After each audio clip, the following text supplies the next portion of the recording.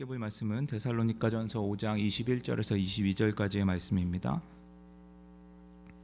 데살로니가전서 5장 21절에서 22절까지의 말씀입니다. 제가 봉독해 드리도록 하겠습니다. 범사에 헤아려 좋은 것을 취하고 악은 어떤 모양이라도 버리라. 아멘. 지난번에 말씀 너무 오래되셔서 아마 기억이 잘 안 나실 텐데 제가 한번 정리를 한번 해보겠습니다. 우리는 지금 개인과 공동체 가운데 마지막 때를 어떻게 살아가야 하는지, 고난 중에 어떻게 살아가야 하는지에 대해서 바울이 정리하고 있는 것들을 바라보고 있습니다. 특별히 바울이 얘기하는 공동체가 행해야 하는 것들에 대해서 우리들이 계속해서 12절부터 쭉 바라보고 있었는데요. 이것은 단순히 공동체만 행하는 것이 아니라 개개인에게도 해당되어지는 것 우리들이 기억하면서 계속 쭉 말씀을 보아야 한다고 말씀드렸었습니다. 특별히 12절 13절에서는 목회자의 수고에 대한 부분, 존중해주어 목회자들을 존중해주고 그들에게 전해지는 말씀, 하나님께서 그들을 통해서 전해지는 그 말씀 가운데 우리들이 하나 되어지는 것, 그것을 통해서 서로 사랑하고 화목함을 이루어야 된다라는 것에 대해서 함께 보았었습니다. 그리고 14절부터 18절까지의 말씀에서는 우리가 어떻게 공동체 안에서 행해야 하는가에 대한 것이었는데요.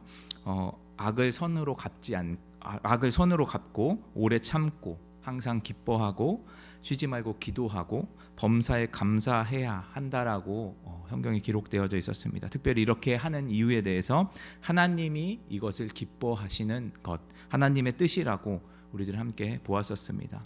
하나님께서 공동체 안에서 각 개인 안에서 하나님을 닮아가는 모습, 하나님을 닮은 모습으로 살아가고 그 닮은 모습으로 공동체가 세워져 나가는 것이 하나님께서 우리를 만드신, 우리를 창조하신 뜻이라는 것을 우리들은 함께 보았었습니다. 그리고 지난번에 19절 20절 말씀을 함께 보았었는데요. 우리가 조심해야 할 것들, 행함에 있어서 조심해야 할 것들에 대해서 언급을 했었습니다. 그것은 우리 안에 계신 성령님의 음성을 무시하지 말고 음성에 귀 기울이고 예언, 선포되고 들리는 성경 말씀을 성경을 기준으로 바라보고 외면하지 않아야 한다라는 것을 보았었습니다. 이렇게 쭉 보다 보면은 우리가 그리스도인으로서 하나님의 자녀로서 해야 하는 일들이 상당히 많이 있다라는 걸 우리들은 알 수 있게 되어집니다. 몇 주간 우리들이 이런 말씀을 계속 보았었는데 그렇게 한번 행하셨는지 우리들의 삶을 한번 돌아봤으면 좋겠습니다.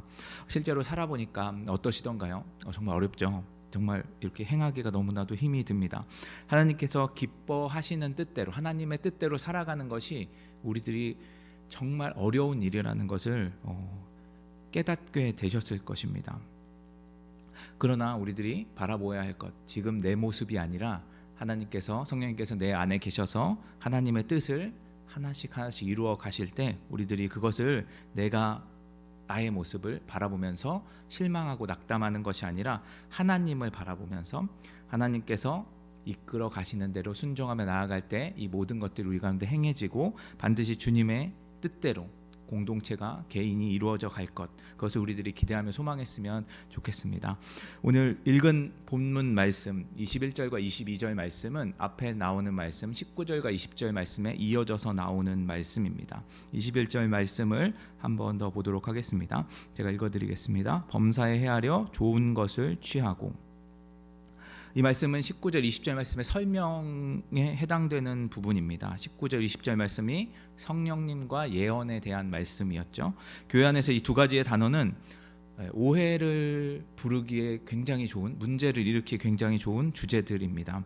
교회에서 무언가를 할 때 성령님의 음성을 듣고 성령님이 이렇게 말씀하셨다라는 이야기가 나오면 일단 출처나 어떤 판단이 아니라 성령님이 들려주셨구나 라고 하고 우리들이 거기에 귀를 기울이고 교회의 중심이 그쪽으로 쏠리는 것들 우리들은 심심치 않게 보게 됩니다. 또한 예언을 하는 사람들, 그 사람들의 예언을 하는 사람이 있다라고 할 때 우리는 그 사람에게 찾아가고 그의 이야기를 들으려고 하는 것, 그리고 그것을 가지고 교회의 방향성이나 우리들이 중요한 것들을 정할 때가 참 많이 있습니다. 그래서 지난번에 이 부분에 대해서 계속 말씀을 드렸었습니다. 특별히 예언에 대해서 말씀을 드렸었죠. 예언을 어떻게 바라보아야 한다고 말씀드렸었냐면 예언은 그냥 누군가 하나님한테 말씀을 듣고 전하는 그것은 이제 구약 시대로 끝났고, 우리들이 성경 안에서, 성경에서 말하는 말씀을 목회자를 통해서 전하는 그 말씀을 가지고 우리들이 예언인 참된 것인지 아닌지 구별해야 한다, 말씀을 기준으로 구별해야 한다라는 것을 말씀드렸었습니다. 그래서 오늘은 이 예언에 대해서 조금 더 우리들이 한번 살펴보았으면 좋겠는데요. 구약 시대의 예언을 구별하는 방법은 누구에게 이익이 되는가에 우리들이 눈으로 초점을 맞추고 바라보는 것이 좋습니다. 왜냐하면 선지자가 하나님의 말씀을 듣고 그대로 전하는 것이 바로 그때 당시 예언이었기 때문입니다.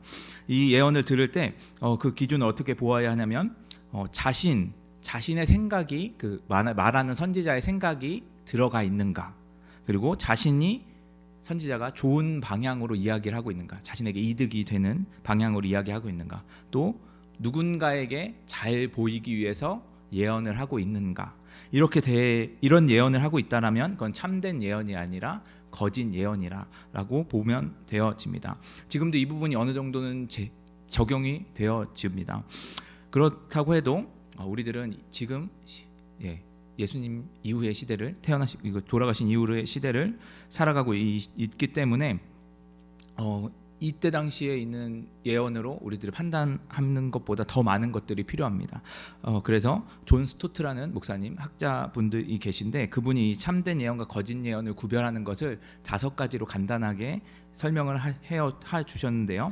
오늘은 3가지 먼저 한번 살펴보았으면 좋겠습니다. 첫 번째, 우리들이 계속 보았던 것처럼 말씀에 기초했는가를 우리들은 살펴보아야 합니다. 하나님의 계시는 우리들이 보고 있는 성경 66권으로 완성이 되었습니다. 말씀 안에서 하나님의 뜻이 모두 다 나타나 있죠.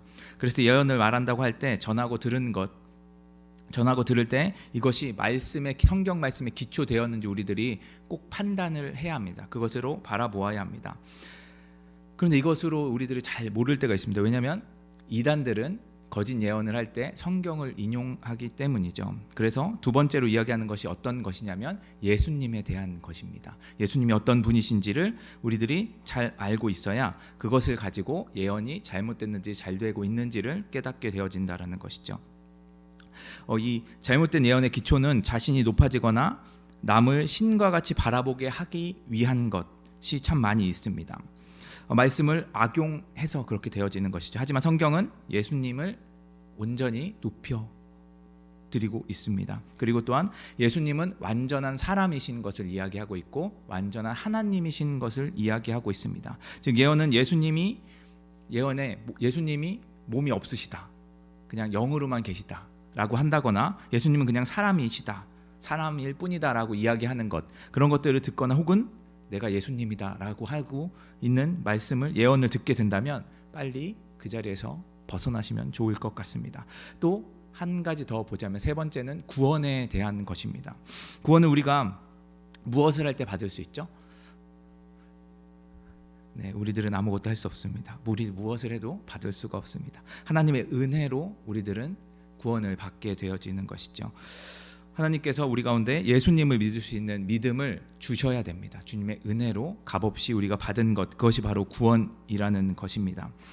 그래서 우리들이 구원을 받을 때는 반드시 우리들이 깨달아야 하는 것은 내가 죄인이라는 사실입니다. 왜냐하면 잘못된 예언은 그곳에만 구원이 있다라고 이야기합니다. 그래서 우리가 구원은 우리에게 주어지는 것이 무엇인가 노력하고 힘써서 행할 때 받을 수 있는 것이 아니라 무조건 은혜이고, 구원받은 자로서 하나님의 자녀로 살아가는 것, 구원을 이루어 가야 하는 것이, 구원의 2가지의 측면이 있다는 것 우리들은 기억해야 합니다.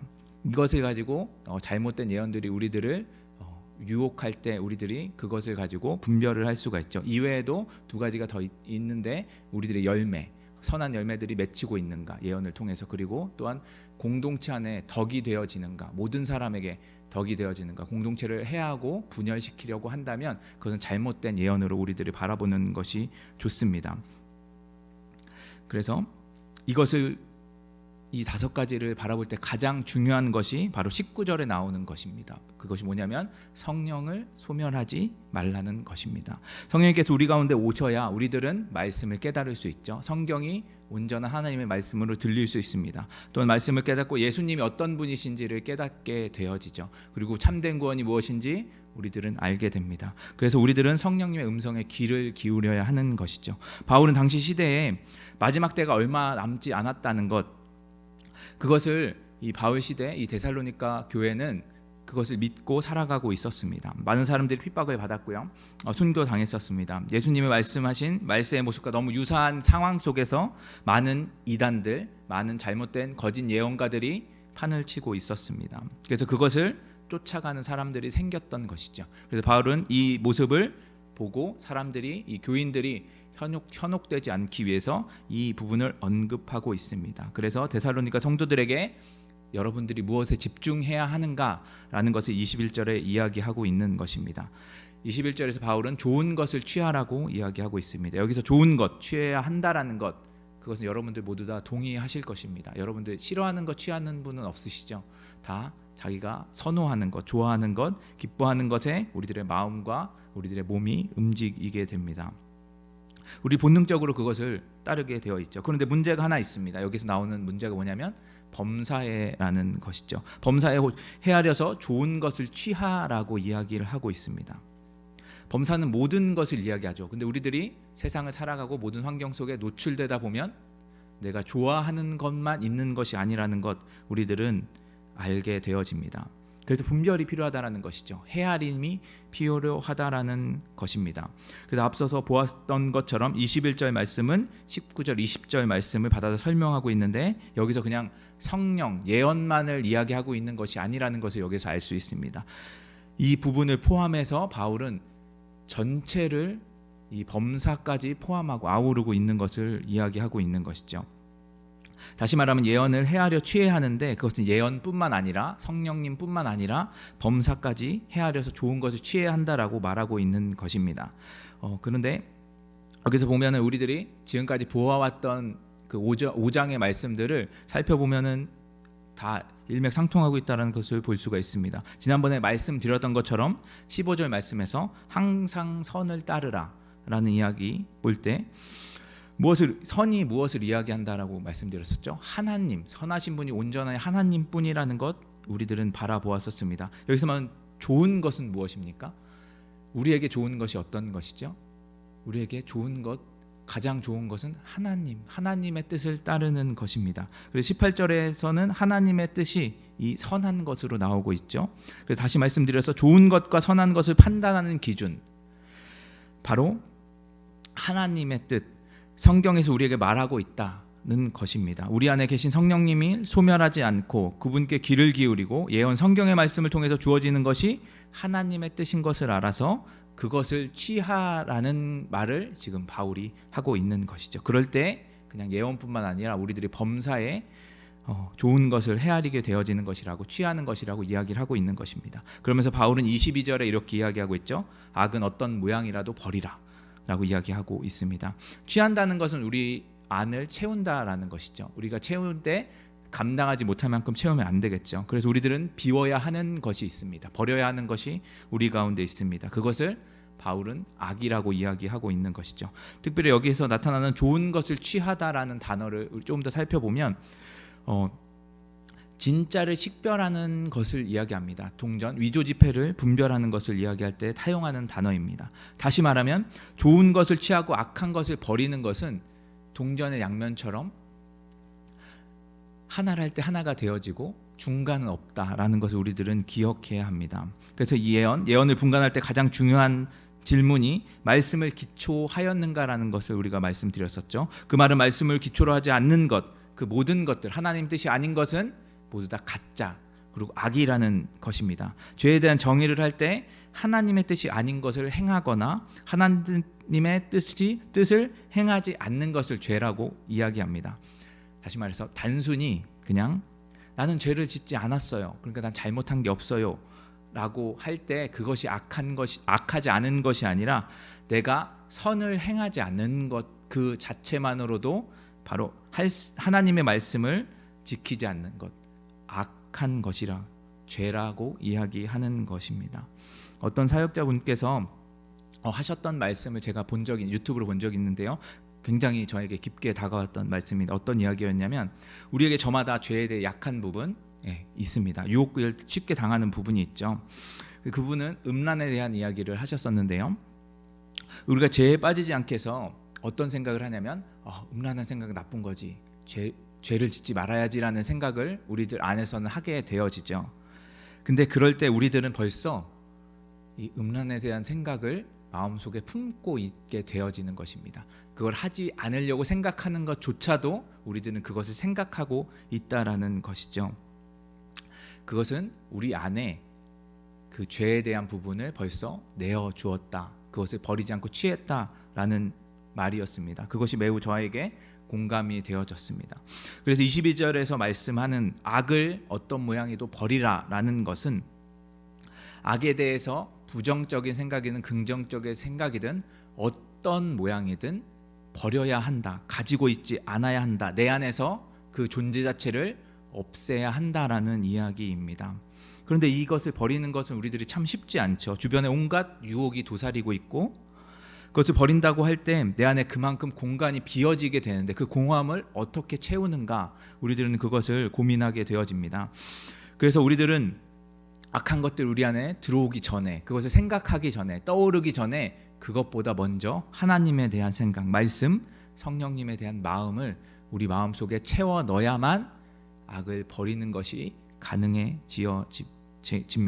그래서 우리 마음속에 어떤 악의 모양이든 버리는 것이 가능해지는 것이죠. 그래서 바울은 이것에 대해서 계속 이야기할 때, 예언에 대한 이야기를 할 때 거짓 예언, 이단에 대한 말을 기초해서 판단하고 있을 때 데살로니가 성도들에게 조금 더 악의 자리를 내어주지 말라라고 권면을 하고 있는 것입니다. 그것에 귀 기울이지도 말고 그 자리로 나아가지 말라라고 이야기하고 있는 것이죠. 우리나라에 참 많은 이단들 있죠. 그곳에 교회를 다니시던 분들이 참 많이 가는 것들을 우리들은 봅니다. 전도사로서 참 마음이 아픕니다. 제가 조금 더 진리에 대해서 잘 가르쳐 드렸더라면, 말을 했더라면 하는 죄송스러운 마음이 있습니다. 이단과 잘못된 예언에 빠지는 이유는 그것들이 우리의 필요를, 우리가 원하는 것들을 채워주기 때문입니다. 그럴 것 같다는 생각 때문이죠. 그런데 그것이 필요한 것이 어떤 것이죠? 대부분 나의 연약함입니다. 내가 가지고 싶어하는 것들. 관계에 어려움이 있는 자들은 그 관계가 친구로 찾아오는 그들을 그냥 받아들이게 되고, 경제적으로 약한 자들은 경제적으로 이득이 되어지는 것들을 찾아가게 되죠. 그들은 그런 모습으로 우리에게 참 많이 다가옵니다. 그런 비어져 있는 부분, 우리 가운데 공허한 부분을 그들은 깊숙이 찾아오게 되고 우리들은 그것에 마음을 내어주게 됩니다. 그래서 우리는 반드시 기억해야 하죠. 하나님만 선하시다는 것, 그분의 말씀만이 나에게 좋은 것이고 그분이 나에게 가장 좋은 것을 채워주실 수 있는 분이라는 것, 우리의 공허한 부분을 채워주실 수 있는 분이라는 것, 우리들은 반드시 기억해야 합니다. 하나님은 단순히 그냥 나의 연약함, 나의 부족함을 채워주는 것, 그것에서 그치는 분이 아니십니다. 그분은 우리 가운데 아버지로 찾아오시는 분입니다. 단순히 연약함, 부족한 부분을 채워주는 분이 아니라 모든 것을 책임져 주시는 분이십니다. 죄에 얽혀 있는 우리들, 이 세상들은 나를 위해서 살아가는 죄의 종된 신분에서 하나님의 자녀로 우리의 신분을 변화시켜 주시는 그것, 하나님의 사랑으로 우리의 신분을 변화시켜 주시는 분이라는 것, 그것을 우리들은 반드시 기억해야 합니다. 잘못된 길로 가는 우리를 이끌어가는 자들은 이런 하나님의 사랑, 은혜, 하나님의 말씀의 내용을 왜곡하고 자신의 잘못된 교리들을 가르치죠. 그래서 필요한 것들, 내가 필요한 것들, 내가 원하는 것들에 우리들을 가두어 두고 우리들이 그것을 전부라는 이야기를 해주고 죄의 길에서 벗어나지 않게 합니다. 하나님만을 섬겨야 하는 우리가 다른 것을 섬겨야 된다고 계속해서 이야기를 하게 되어지는 것이죠. 그들의 행위 속에서 하나님의 사랑은 전혀 존재하지 않습니다. 그들은 악을 행하는 것, 세상의 기준으로 행하고 생각하고 있기 때문에 서로 경쟁하게 만들고 서로 미워하게 만들고 자신만을 생각하게 만듭니다. 표면적으로는 배려하는 것 같고 모든 것을 다 주는 것 같지만 결국 그 안에선 그 자신의 목적만을 이루려고 하는 것, 그것은 우리들은 기억해야 합니다.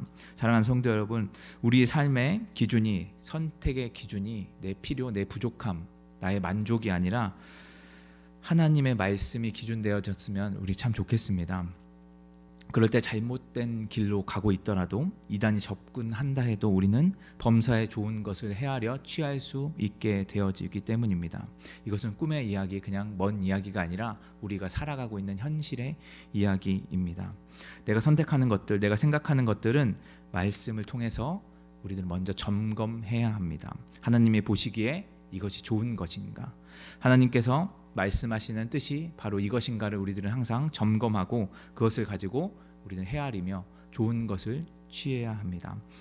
혹시 이렇게 들으셔도 나는 잘 모르겠다, 말씀이 들리지 않는다, 말씀을 분별할 수 없다라고 생각하시는 분들이 계시다면 여러분 주변에 있는 교역자분들과 리더분들을 찾아가셔서 거기에 조언을 들으시고 그 말씀을 따라 순종하면서 나아가시면 아마 지금은 하지 못하시더라도 그 말씀을 들으면서 여러분들이 배워가고 여러분들 안에 말씀이 정립되어지고 그 말씀을 통해서 여러분들이 이 세상을 살아가는 지혜, 좋은 것을 분별할 수 있는 지혜가 여러분들 가운데 생기게 되어질 것입니다. 그래서 여러분들이 악한 모양은 어떤 것이라도 어떤 모양이든 버리고 선한 것, 좋은 것만 여러분들이 헤아려 취할 수 있는 우리 모두가 되어지기를 진심으로 소망합니다.